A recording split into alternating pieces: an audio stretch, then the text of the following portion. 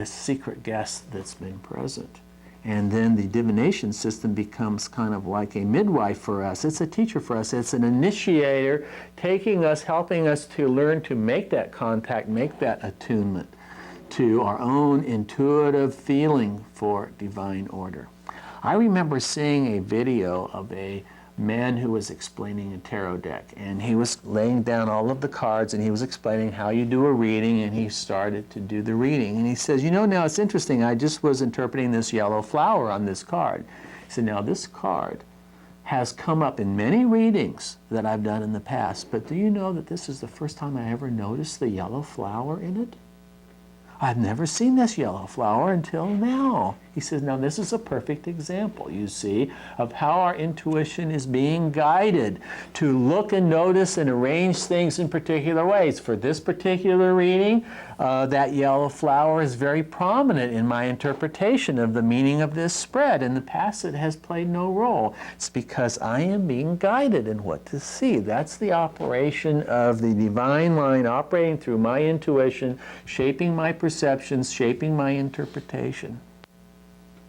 And the more and more that you work with these things, if you will make that your goal, that I want through the divination system to know divine order, and part of knowing divine order is to know that I am a part of it, and to know that I'm a part of it, that I have a part of me in there who is connected, who is knowledgeable, who's savvy, who's competent, and knows how to see the writing on the wall, the writing inside.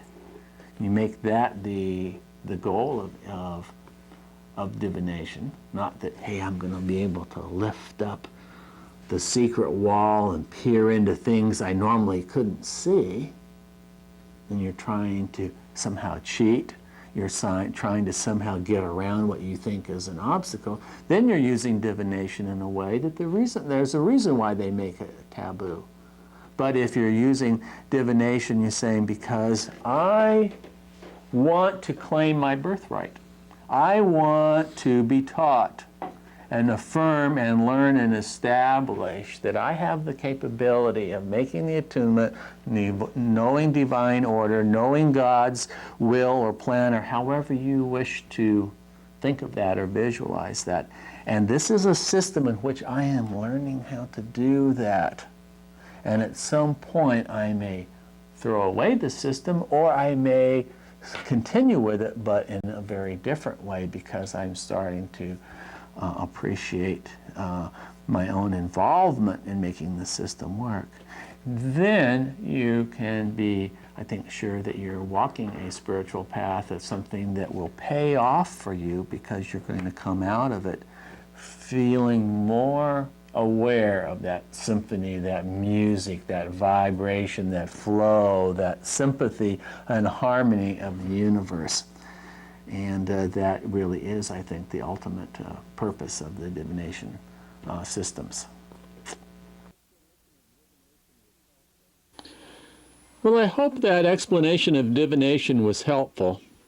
I think it's good to get the big picture before we get into the details of how to do a tarot reading. I think it helps to get a spiritual foundation for the meaning of divination. I think the concept of divine order provides a really good framework for understanding divination, and also it helps us when we want to answer some of the questions that divination raises. When we think about divination, for example, we can be concerned about free will and destiny, because divination often has the connotation of telling the future. And so we wonder, do I have any choice in this matter? Also, we wonder, how is it that we're ignorant about divine order, or we're ignorant about what to do in a situation, and how come it is that we can learn the answer through divination? What's at stake here? What are the issues involved? Now, after the talk that I gave at that seminar, some of the students asked me some questions, and I had a chance to make some additional comments, and we'll see some of these now, and we'll hear some of these questions addressed. So let's look back in on the seminar and see some of these additional comments and some of the ideas that they add to our understanding about divination. We still have, we have our choices, like what's our choice of ideals and values. We ask, what is in harmony at this moment. We can then, we say, oh, the universe is wanting us to play in the key of C. Well, there's still lots of ways in which you can do that. You're really in, though, to something a little bit different, and so you have a dialogue and create some kind of a compromise. One of the things that we learn in the Creation of Consciousness book from the Inner Life course, having this dialogue with divine order, because perhaps you have something to bring to divine order to move it along a peg, and that co-creative kind of a possibility. As we'll see, one of the things is in our text is that divination being kind of like a dream to, and I didn't say that so much, is to talk about how come we don't know? How come we don't know what's in divine order at this moment? Why are we turning to a divination system? What's the block? That it's in some way or another we've gotten blinded by an emotion or a thought or a system of belief or a relationship tangle or something that's got us, and so we need a counterbalance. We need something to show us another side of things.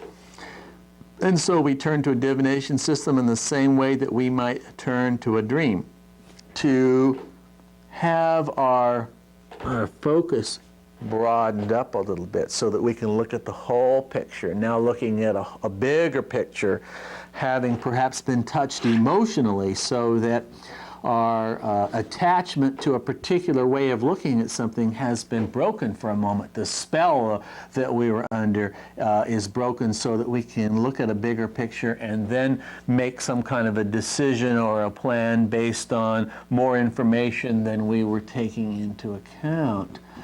Maybe there was something hidden, something we were unaware of. We were, I can remember, like, for example, I was at the Intuition conference in Denver this past spring, and they had cards on the table for us all to choose from, a little bowl. And there was a happy card and a shadow card. And you were to, if you wanted to form a question, you could, but you didn't have to, and then draw those two cards. And I was thinking about my professional advancement and whatnot, and I drew on the shadow card, I drew the word revenge.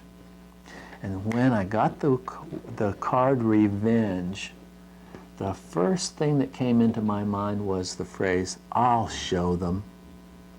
And I realized how much of my achievement motivation was based on a desire to somehow compensate for a feeling of inferiority that had gone way back, and I was going to get rich and famous so I could show them that all this achievement churning and so on wasn't necessarily in quest of a vision that I had, of climbing this tall mountain in pursuit of the ruby or whatnot, as it was also being governed by compensation for some kind of a wound or a hurt or something like that. And there is divination functioning like a dream to bring up something that's being overlooked. Now it was me that brought the phrase, "I'll show them." I was allowing myself to co-create with that divinatory moment. And I brought that to it and then started to work with that. And that's really has been helpful to me in terms of first just looking in the mirror. Can you own up to that? Can you accept that that's part of your motivation? And then okay, so then what do you want to do about that? What are your ideals say? You really want to be coming from a love place. Okay, you want to be coming from a love place, but you are coming from a revenge place. And so what are you going to do about that? Well, first I had to spend a lot of time with just going back and being with the person who was hurt. you know, that feels inferior, that feels wounded, who has the motivation for revenge. So again, it's just where, you know, a moment of a divination, and